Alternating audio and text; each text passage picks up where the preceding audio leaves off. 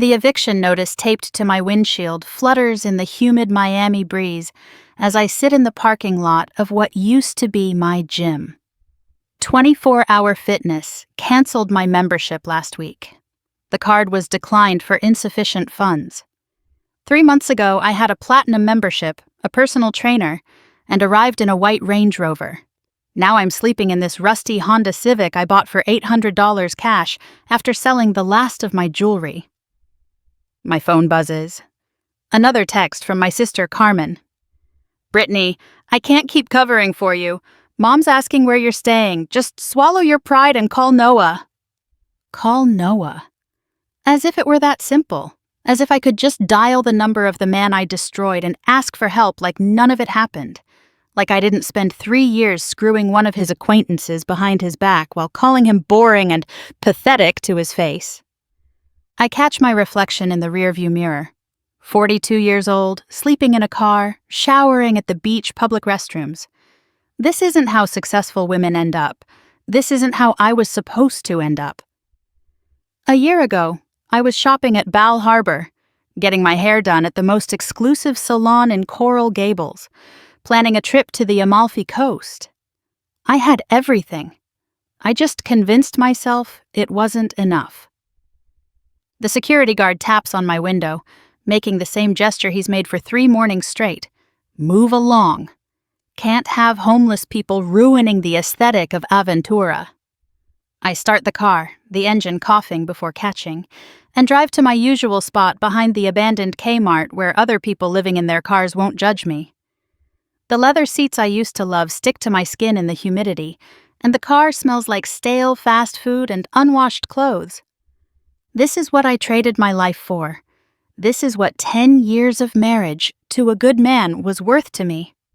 A parking spot behind a dead retail store, and the memory of 3 years with a man who only pretended to love me when it suited him. It started with boredom, that's what I told myself anyway.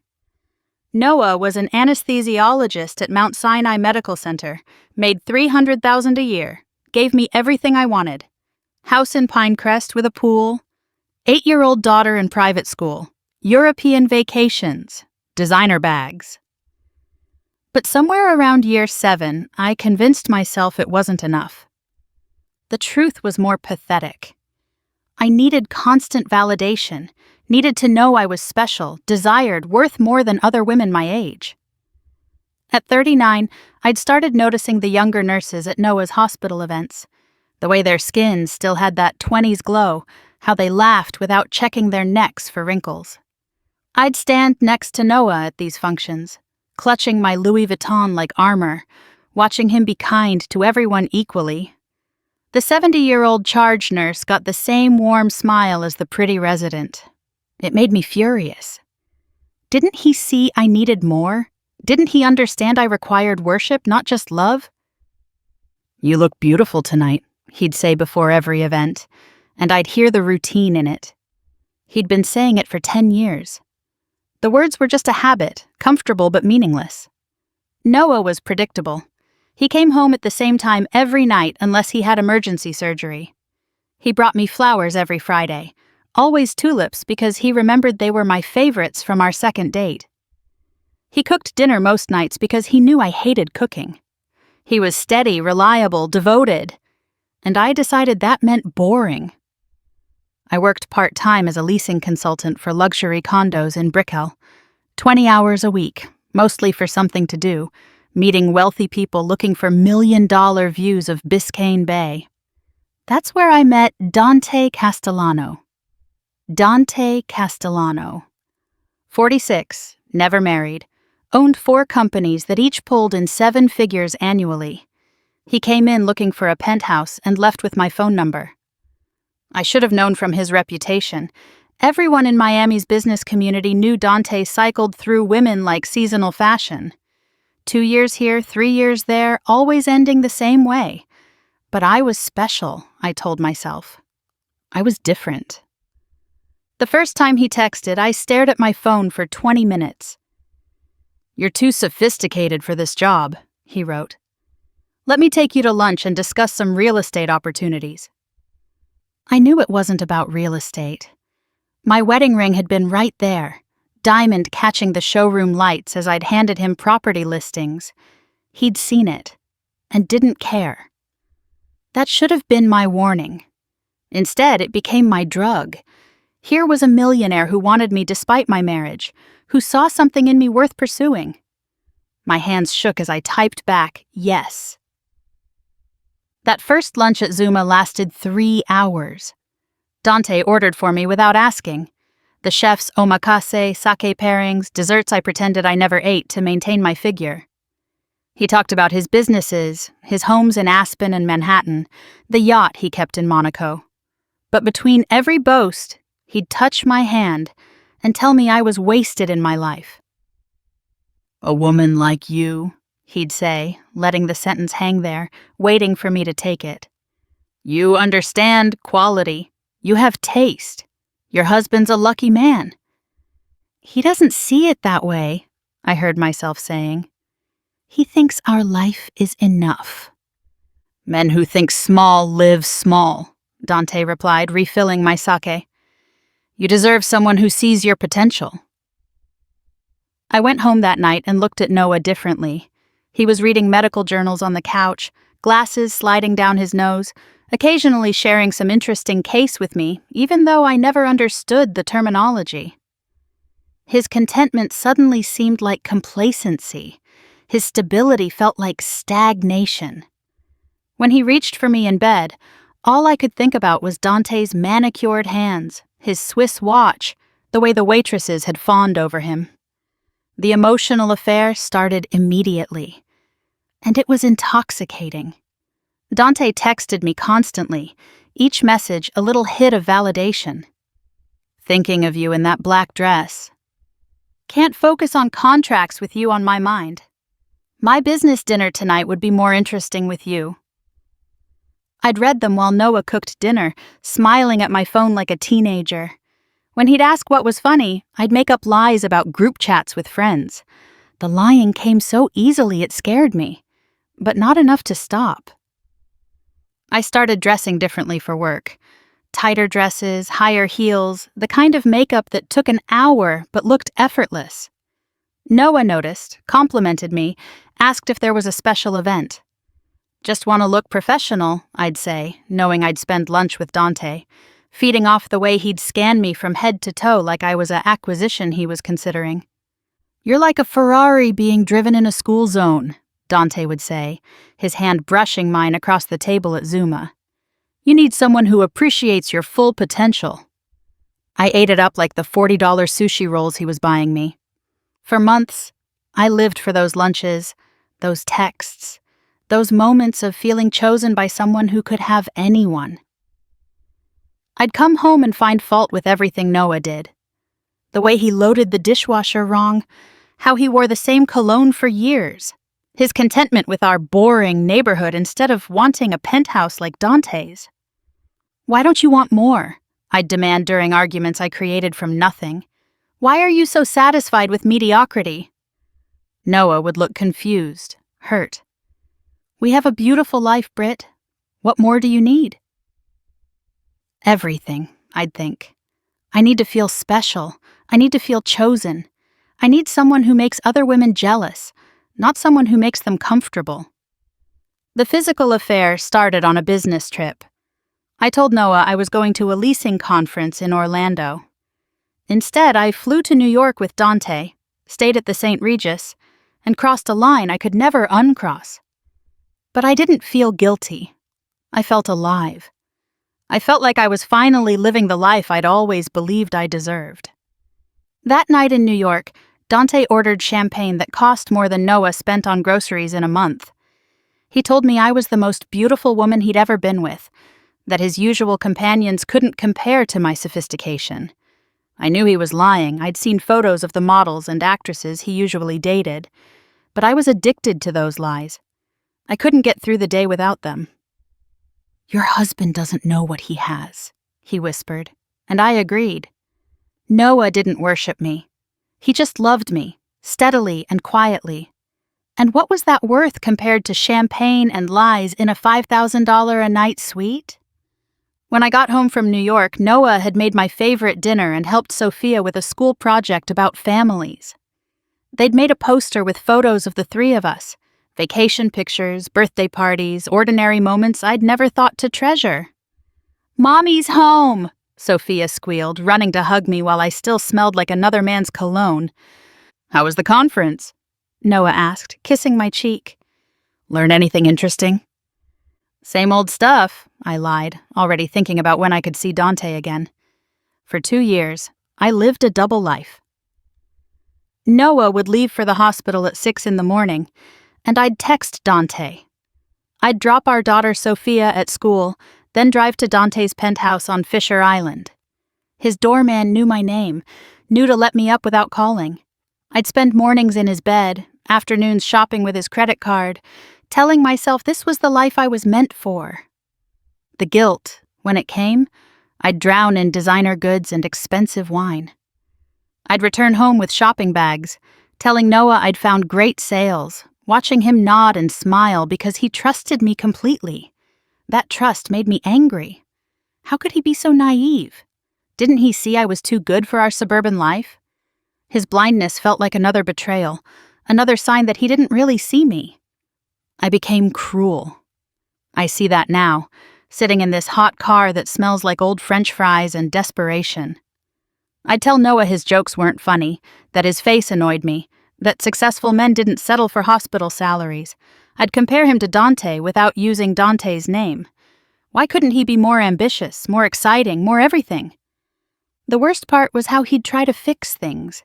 He'd plan date nights to new restaurants, buy me jewelry I'd compare to pieces Dante had given me, attempt to be spontaneous in ways that just highlighted how well I knew him. His efforts made me crueler. I wanted him to fight back, to demand to know why I'd changed.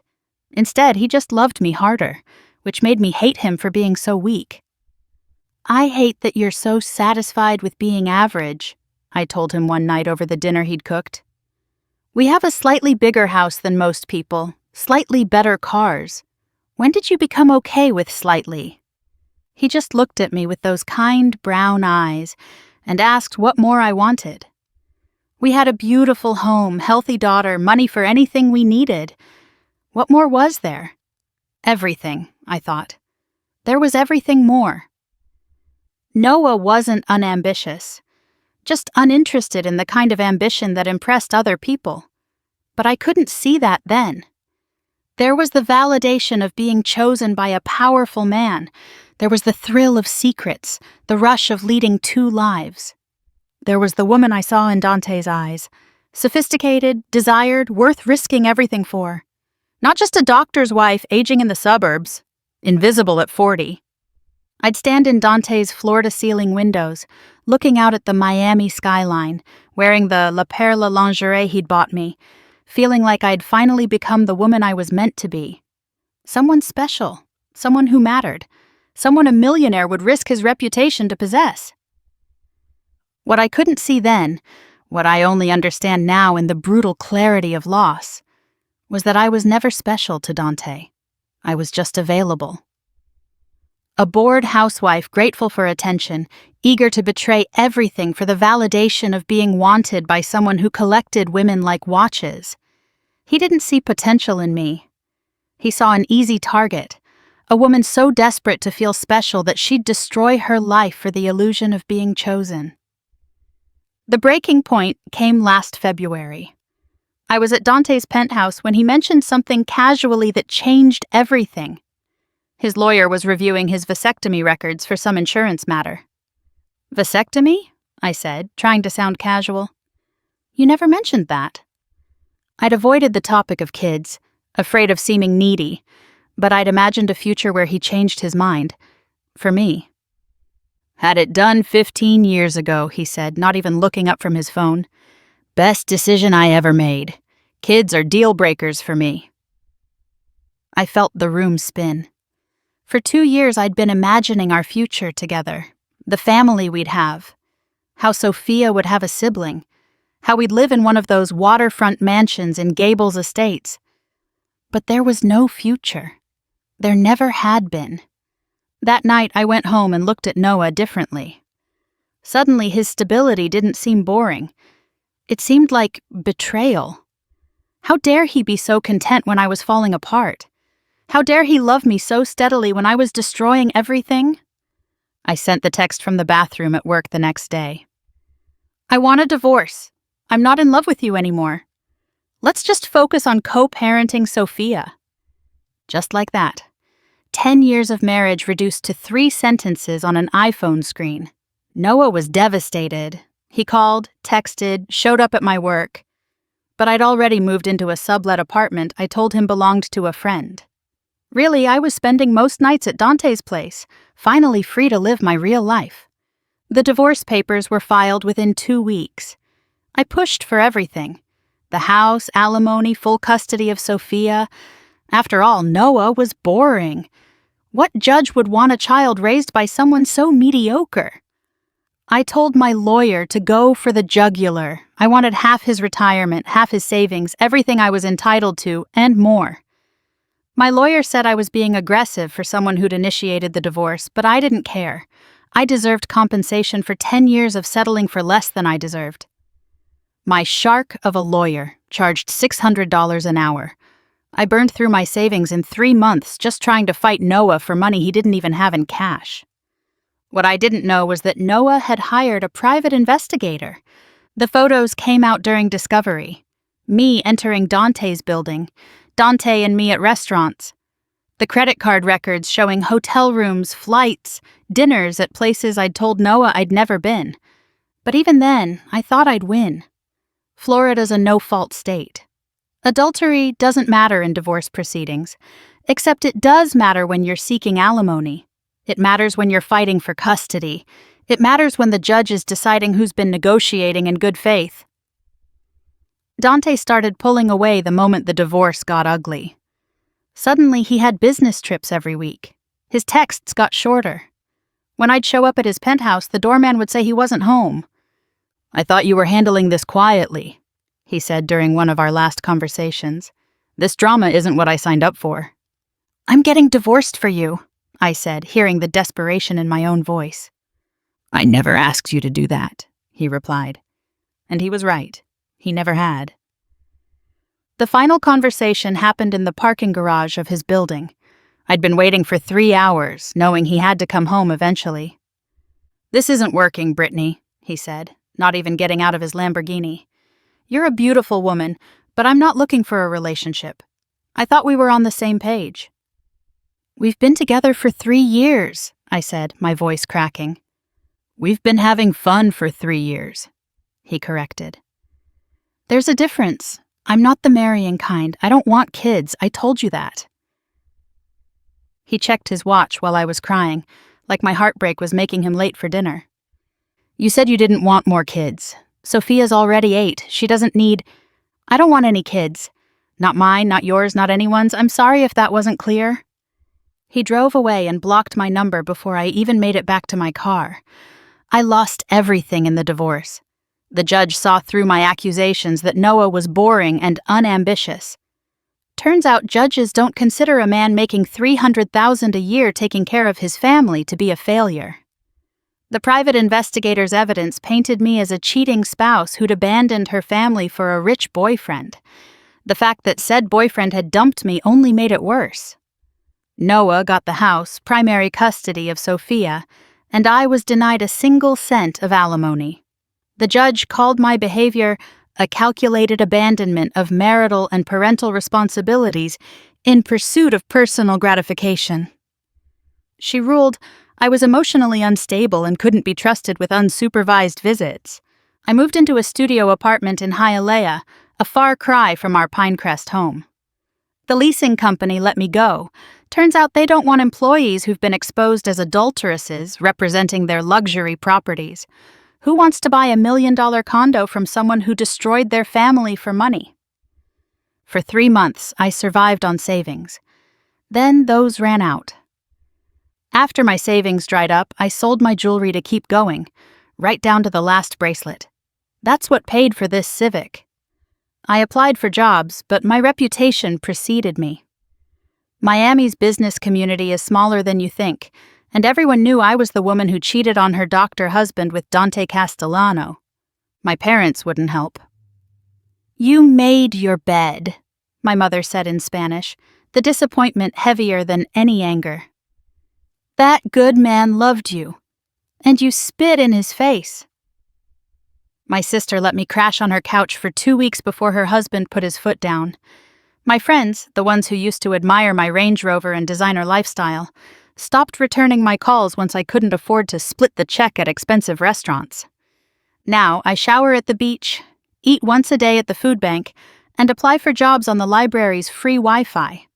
42 years old with a college degree, and I can't even get hired at Target.